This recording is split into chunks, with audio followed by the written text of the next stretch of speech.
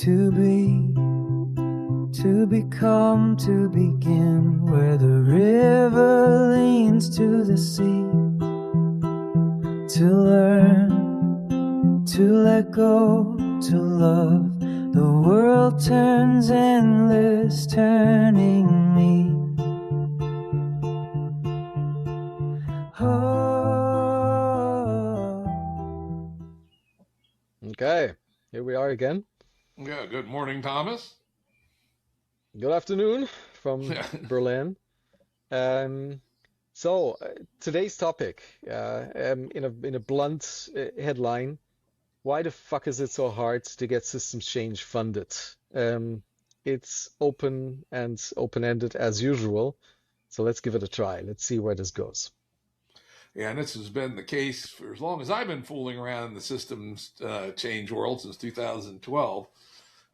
Unfortunately, then, I don't know what the world is like now. I haven't been trying to raise money recently. Is that the most of the people that were psychographically aligned with what we were trying to do were relatively young, successful entrepreneurs, and they had a hard time getting their head around anything that wasn't a business, right?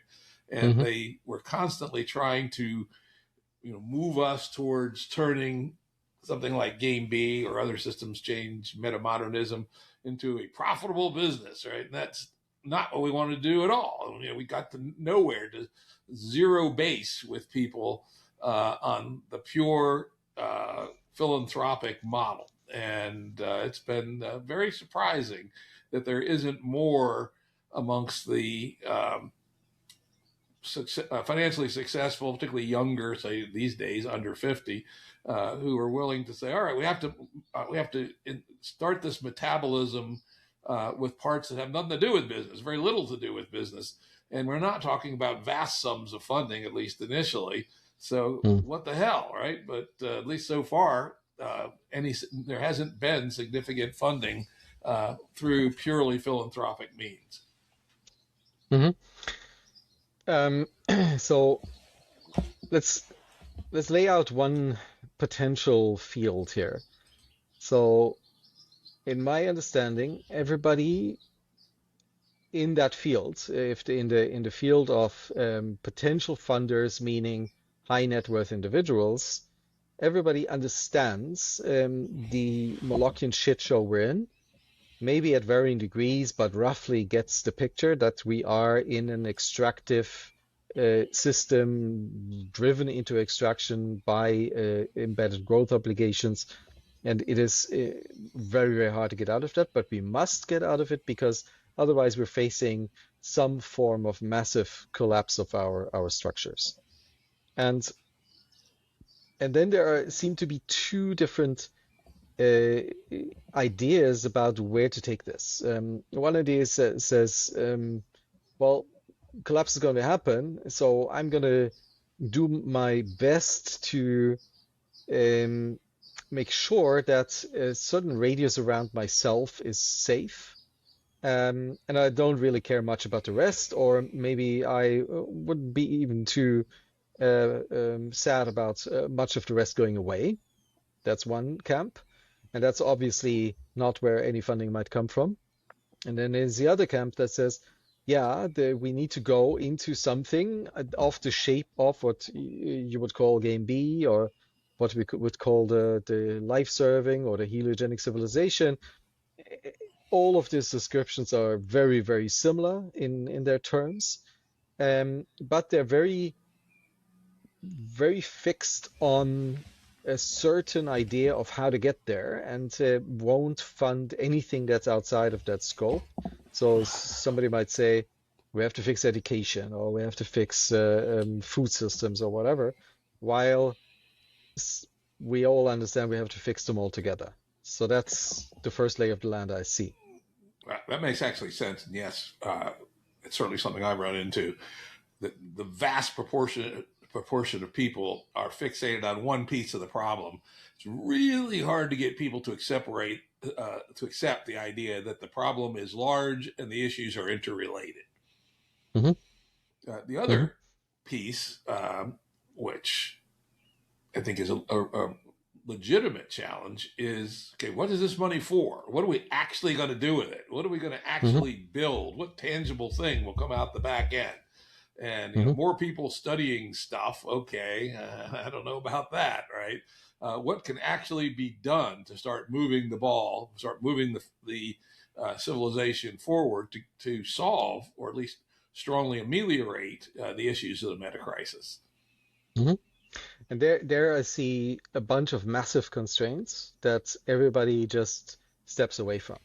Basically saying, okay, we all know that if a massive shift in awareness, consciousness, soul set, mindset, however you want to phrase it, would occur, then downstream of that, we could change all of the institution at scale, but until that happens, we cannot. And the constraints that are preventing that from happening are the financial situation, the financial configuration of our civilization, and the governance structures of our civilization. And these are extremely hard to break. And therefore, with whatever tiny amount of money somebody might give you, even if it's 200 million or billion, it's nothing compared to the trillions sloshing around the global financial system that is locked into profit maximization and through its growth obligation. So that question that you just put out is at the heart of this, right? What the heck are you going to do? How are you going to stand up against that big system? And of course, the game B answer is we've long since said, at least I've said, that you can't change the whole system in one go. And instead, build demonstrations, so at scale, to show that these new ideas can work. Build 20 or 50 or 100 communities that operate under the new paradigm, and have them open for people to come visit. Have Airbnbs so people could actually experience a different way to live. And if it's true, and we don't know for sure it's true, but assuming that it is true, then that should build a wave of more and more people interested, and potentially more and more resources coming in. And then you get yourself kind of an origin of life event. That, I think, is the realistic way to play, rather than being able to secure enough resources to actually flip the main system by main force. We're still too far away from that. We need more demonstration, because it's legitimate to say, okay, you guys got a bunch of good ideas, but where's the proof, right? If we had the proof, the story gets a lot easier to tell and a lot more potentially viral. When I think back to the Arab Spring, and there was this moment that kicked it off with this vegetable seller in Tunis who set himself on fire. But that was just the tipping point, the event that triggered something that had been prepared for years.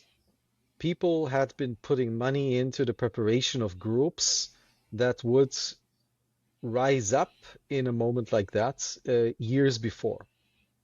And they were just waiting for that. What if something similar could be orchestrated here in the system change? And in expectation of, let's say, something like a massive currency correction event that might be down the road a couple of years, could that be an opening that could be prepared for? And if so, how? We've talked about that as an alternative, but I also included as part of the trajectory from game A to game B, which is that crises will occur at various scales, right? And some of them, we can think of as increasing the osmotic pressure of people to want to move into game B kinds of membranes without totally destroying the current system. Think about something like the 2008 financial crisis. If something like game B was up and running with hundreds of communities, that would be the osmotic pressure of the 2008 financial crisis would increase the flow of people into game B type membranes, which allow them to split and form more membranes and grow in a spurt fashion driven by the crisis. The second kinds of crisis are the really big ones, the ones that potentially send the whole system near to falling over. And this is again a opportunistic thing that could help game B. But if the crisis is too big, we won't be able to buffer that level of thing. Like, say, for instance, a solar flare that destroys the grid. Game B with, say, 100,000 members is not going to be able to take in everybody to live in a way without electricity to essentially take up that slack. So it's a mix of possible trajectories, which we don't know when they'll occur or how big they'll be, and where game B is at any given time in terms of its ability to use those crises to absorb people and to help build more game B. So it's tricky. It really is. I mean, these crises provide opportunity, but they can also be too big.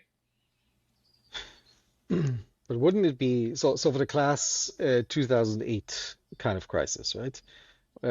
Wouldn't that be a strong incentive for the people that are not in the bunker class to create something like communities that can withstand these kinds of pressures, right? And then if a crisis of that category occurs, have that osmotic pressure to absorb a lot and then grow from there at the same time, what might help in addition to that is layering on top of that ready legislation that can be infused into the political arena in the right moment, so that some of the stuff can be put into law as it's needed because of the high pressure. But wouldn't it be interesting for philanthropists to fund these early cells? Have you had any experience with this type of conversation? A little bit, and I was unsuccessful. The person ended up being more interested in top-down change, lobbying with nation states, influencing, deputy defense ministers and things of that sort. And they just didn't resonate with the bottom-up idea of building grounded communities that were adapted to their local, biological region and were able to be partially at least self-sufficient and increasingly so over time, and be able to operate with relatively little coupling to the outside world in the case of a crisis. Just didn't resonate. Of course, that was several years ago. The world has changed since then. I think the concept of the meta crisis and the poly crisis and the things that have been predicted for the last 15 years are coming more and more clear that these are real risks. And so a well-crafted story along the lines you just suggested might work now. And like any fundraising effort, it's partially a psychographic filter. If you have hundreds of potential donors, not all of them are going to be psychologically prepared to do something like this. And so it's a fishing game. You throw the lure into the water enough times and you'll catch somebody with the right psychographic. And it may be that you can help identify in advance who has the right psychographic, who is ready to make a move of that sort. Because it is a logical move for a person who has far more money than they can spend. How are you going to spend your money on a new 100-meter yacht? I don't, or you could help, pre-build before we need it, social and test. That's the important part. Social mechanisms that can help us survive and come out the other side intact. That doesn't sound like that hard a story, but so far, I don't know anyone that's been successful telling it to, the billionaire class. And the worst that can happen is that you have a nice place to go to with some friends that you made, right? If it's successful, even if the crisis is averted in some other way, you still have a nice place to go to. That should be fine enough. Yep, these are plausible stories, and then probably the time is right to, polish them up for today's world with now higher perception by growing numbers of people that these crises are real. They're going to bite hard relatively soon. And that there has been more thinking about what the other side might look like, and try to fashion the story in a way that attracts people who have major means. I know it's impossible to predict anything, but what's your current gut feeling about a 2008-sized crisis, when that might occur next, roughly? Yeah, it's really hard to say. As you know, probably sound like the Pollyanna, or who's the other one? Anyway, the person that's not Pollyanna, the other one that's always saying we're doomed, we're doomed. The one that seems obvious to me is the accumulation of debt in the industrialized countries other than Germany and Switzerland, pretty much. But everybody else has got huge amounts of public and private debt, which don't appear to be sustainable. And at some point, it feels like that house of cards will come crumbling down. And if it does, the impact's likely to be greater than 2008. I think it would be such a pulse on because 2008 wasn't that big. It was initially only about 800 billion. The U.S. alone has 30 trillion of national debt, something crazy like that. And so a debt-related contraction could be much bigger than the 2008 catastrophe. I wouldn't call it catastrophe, crisis. And that could happen anytime, right? That's the odd thing about financial markets is they're based on the anticipation of anticipation of anticipation. And so even if today's facts don't trigger the crisis, the anticipation and probability of future facts can cycle back in time through this anticipation of anticipation of anticipation. Some people call that reflexology.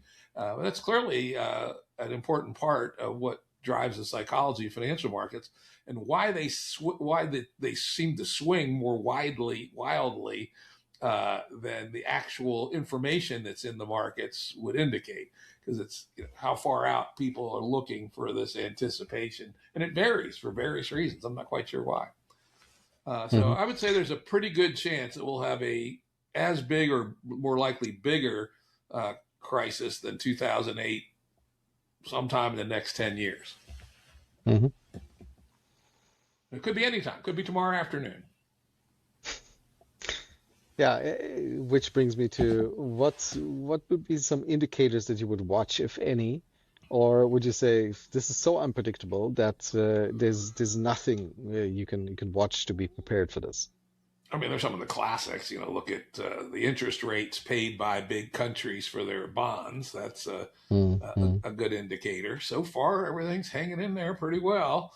But if you start to see the interest rates paid by what we think of as the big stable countries, U.S., France, England, etc., everybody except Germany and Switzerland and Norway and Sweden, then that's the time to think that there might be something getting ready to happen. The other big one is if Japan starts to sell U.S. bonds. They have been the one reliable buyer of U.S. bonds, partially because their own internal interest rates are so low. They've been caught in essentially a deflationary spiral for 30 years. And so they are been the buyer of last resort of U.S. Treasuries, because even if the Treasury yields aren't real high, they're higher than the yields available in Japan itself. Should Japan start to turn around its holdings of U.S. denominated bonds, that's a pretty strong sign that we're in trouble. Yeah, that's what's been driving a lot of the financial markets in the last 30 years. Yeah, you're right. China was China before that. China bought $2 trillion worth of U.S. bonds because they were, again, in a time when when their currency was weak, their own financial structures weren't of high enough quality, and so where you needed a first-class asset, the U.S. dollar fit it. But China's been slowly selling U.S. treasuries for 7-8 years now, at least. So and are down to considerably less than Japan. So that part of the story is less significant than it was. It was sort of a transient as China was moving from a industrializing to an industrialized category. So let's say we assume that there will be some sort of crisis, 2008 style, as a correction event in the next 0 to 10 years. And we could have used that crisis to make the big chunk of the work of systems change. What would you say needs to be in place, apart from the early instantiations of proto-bees and similar communities that are functionally independent, that could survive this and therefore create the osmotic pressure and the virality? What else should be in place for that moment to be used fully? Associated with that is, I believe, a substantial population of associates. So let's call them Game Bee members who aren't currently living in Game Bee communities, because it takes a long time for people to rearrange their lives. And as you and I know, it takes quite a lot of capital to jumpstart standalone communities. So one could imagine, if it worked, millions potentially of people who have become familiar with systems change thinking. We just use Game Bee as one of those examples. Are looking forward to it.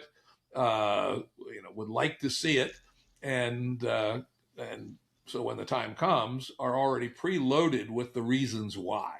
So call that the ideology. Ideology is not a good word, because I don't think of Game Bee as an ideology. I think of it as a way of thinking, actually.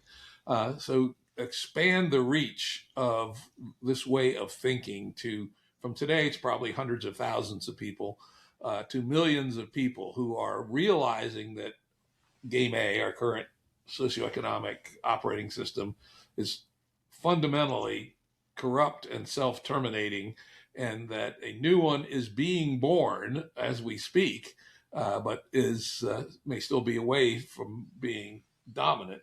But so that there are people looking forward to this, and who are thinking about it and talking about it and doing small scale things in our own communities, doing babysitting cooperatives or car share clubs, or even just regular dinner parties where they operate according to Game Bee ideas. And so if there are millions of such people out there, when things get dark, there's much easier opportunity to get people to move. And if you so basically that's a media landscape that transports this worldview, and it helps people activate certain elements of it, maybe in their own ways, in their own lives, as they see fit and have the capacity. If you were to limit, let's say, the visitors to the proto-bee set, let's say there's 6 proto-bees, and you said let's have Airbnbs for people to come, and let's say there's a limit of 50 or 60,000 people that can visit this. Who would be the people, the strata of civilization, the segments of civilization that you think should be invited, that so they see this firsthand, so that when the crisis hits, they can expand from there? What would you say? I would say first, young people. The future is always young people, and young people are more fluid in their beliefs, right? They're less anchored in a lot of ways, both psychologically and materially. They haven't built a life with the assumptions of Game A in terms of mortgages and car loans and things of that sort. So young people for sure. Second, I think the public intellectuals would be obvious targets for operating a mimetic campaign, getting the word out there. People who will write about it, will talk about it, podcast about it, make videos about it, etc. And let's see who else. To some degree, it would be good, and this kind of gets into the public intellectual side. The bigger names in public thinking. No names come to mind currently, but there's got to be people that people look to as serious thinkers about the future of the world, and inviting some of those would be good. So a mix, but I would suspect that the majority are likely to be young people who are looking for alternatives, and then the second will be independent media people, and then third would be people who have some presence and standing in the world that could be beacons for the message. And what about politicians? So my bet would be to invite as many policymakers from every country on the planet as possible. Yeah, I have my doubts about that, but hey, worth trying. Why? Because I think politicians are completely bought into whatever the status quo happens to be. And they are creatures of mapping themselves to the conventional wisdom, whatever it is. There are exceedingly few politicians, certainly today, who show any courage, any willingness to step out and propose something relatively radical. And if it is radical, it's typically in a retrograde fashion, to nationalism and reactionary social arrangements, etc. So, and I think people that are willing to, or that have a propensity to do that sort of thing in favor of pro-social change, are not likely to be politicians. They're likely to be, young people, young thinkers, independent thinkers, rather than people grounded in the status quo game of politics. But I could be wrong. But so despite knowing that ultimately the policymakers will be the ones calling the shots to make this a massive movement, you would say that they aren't driven intrinsically, they're driven by the public sentiment. So changing the public sentiment towards that and making that loud is more important than bringing the policymakers in. Yeah, absolutely. That the politicians will follow the public. They no longer lead the public, at least not normal politicians. So media personalities, public intellectuals, Hollywood, these kinds of people, Bollywood, to get them to articulate that outward. Yeah, and artworks for sure. I think that movies, songs, poetry. These are the ways that are likely to help expand the ideas beyond the captured status quo. Wasn't that the idea behind the Consilience Project, to get these complex understanding of the Molochian shit show into various segments of the population through localized interpretations in different media personalities? Yeah, I think that might have been certainly part of the strategy. I don't know how well it worked, but that was part of the strategy for sure. And then later part of the strategy was to influence people in public life, typically second line people that could bring the ideas into, as a deputy director of the Department of Commerce or something like that. And there has been some, think of somebody like Liv Bourret, who's brought the idea of Moloch out into a broader audience than it otherwise would have. There's been a few others, but I would say has not been a huge success. Okay, so that's also a hard job to tackle. Yeah, but it's a way that you probably have to work at for a long period of time, and you got to get people that are good at that.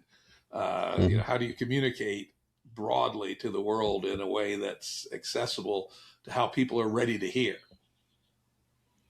hmm And you mentioned lobbying earlier.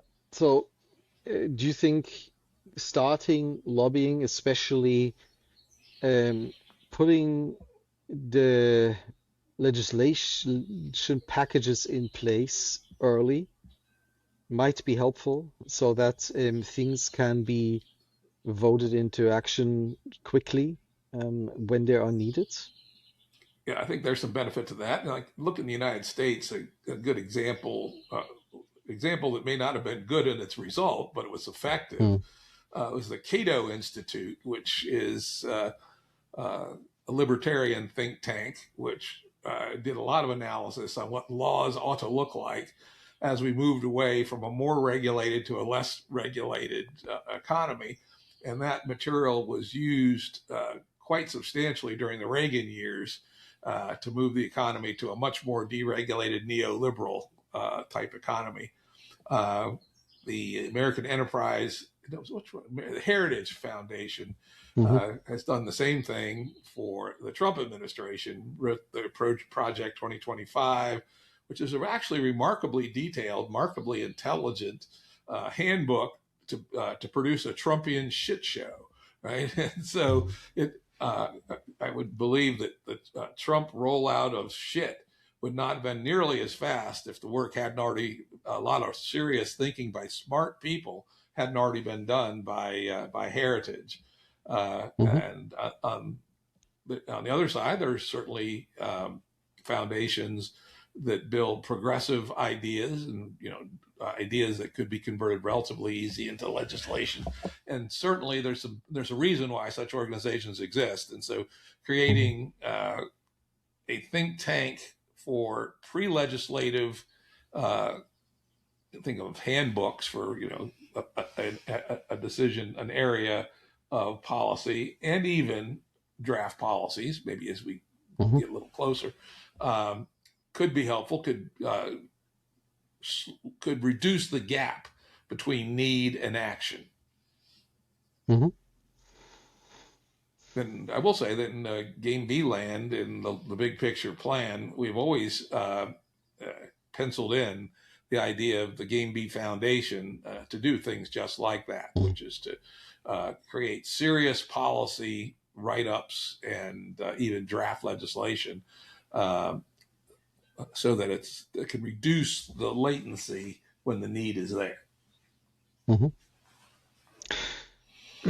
Would you say instead of starting new protobees from scratch, is there potential in helping some existing directionally aligned but not complete communities, intentional communities, to become closer to that independence that we're talking about faster as a proof of existence? Yeah, I think it's possible, though one would have to be quite selective and make Mm, sure that the basics are there. And mm, my concern would be that most existing intentional communities were not conceptualized as the beginning seeds of a large scale movement. They were generally mhm, thought of as one offs, right? And mhm, the few that have been successful, not many, have succeeded as one offs. None of them have succeeded as viral phenomena that can reproduce and grow. So I would consider it, but I'd want to make sure that their DNA was appropriate for the mission. mhm. And then put a shield of philanthropic support around each of them, like it was attended with one of the most known examples of a larger scale of these projects, which was Orville, which had very explicitly a group of very wealthy Indian families around them to support them with resources as they were building the city, and which was then rejected and by the people after a couple of years. But that's what made Orville go sideways. But until that point, that shield was important for the starting of it. So, and shouldn't there be some appetite among some philanthropists to build out these kinds of examples? And then shouldn't there be some appetite in the kind of lobbying for a life-serving civilization, since there seems to be a lot of appetite for the opposite, also in wealthy circles. Why is that so hard to get for the people? Yeah, it's an interesting question. Now, part of it is that let's think about this. The one problem is going to be that many existing intentional communities have very strong points of view. That we are thus and such, right?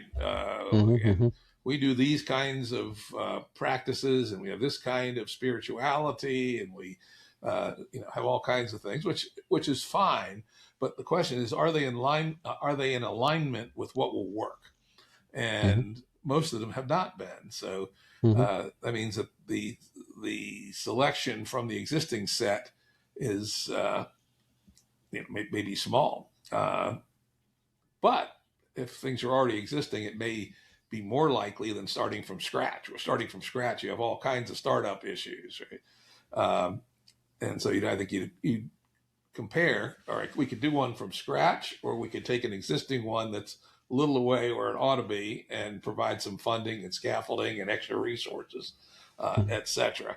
But why is that not particularly attractive to anybody? I don't know. I mean, it seems to me that if I had vast sums of money, that's where I think one of the great bets is to do either startup ones or take ones that exist and aren't too far from what seems like a reasonable trajectory, and fund them and incubate them and see if they can indeed take off and build a real alternative. I mean, that's the bunker strategy for the intelligent people, right? I mean, everybody knows that you won't get far with a bunker, but everybody also understands that you will get very far with the community. So, yeah. But let's move ahead towards the lobby parts, right? So there's Heritage Foundation and Cato Institute and all of that, right? Which are funded by large wealth holders, right? Why isn't the opposite true? What I'm missing is the Cato Institutes and the Heritage Foundation for the life-serving civilization. I don't understand why nobody has the appetite to do this. Yeah, that is an interesting question. Now, has anybody tried, is the question, to build an institute and solicit major funding for it? I don't know. Well, I mean, seeds of it, like the Center for Humane Technology, for example, or similar efforts, I think, are out there that are partial at least, and could expand into much more. But as far as I know, they don't have a lot of significant funding themselves, right? There's a few million, I think 3 million something per year at max. So there's not so much you can do with that.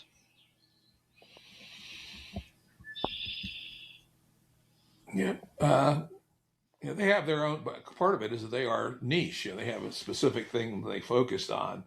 Has there been the equivalent of, let's say, a Cato or a Heritage for the next stage on the pro-life side? I'm not sure there has been. So maybe all that needs to be done is to propose it and see if, with a quality team, and here's the explanation. Go around, talk to a bunch of rich people, see if you can get it funded. That's interesting. Okay. That may be the reason that no one's tried. I don't know. I don't know of any. I know of one group that's trying to do something like that in Germany at the moment, but I don't know where their funding stands.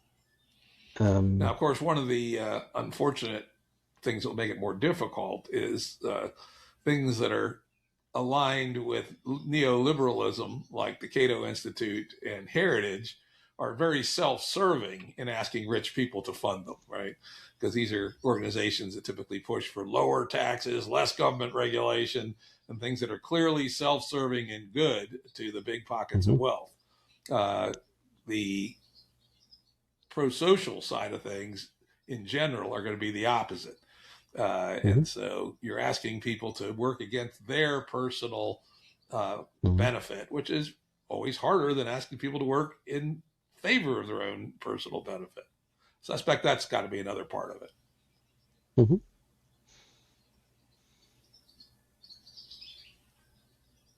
Probably that's at the heart of why it's so hard to fund systems change, because ultimately the people that, like you pointed towards, the young entrepreneurial types who have to business model everything into some revenue generating entity, because that's how they think.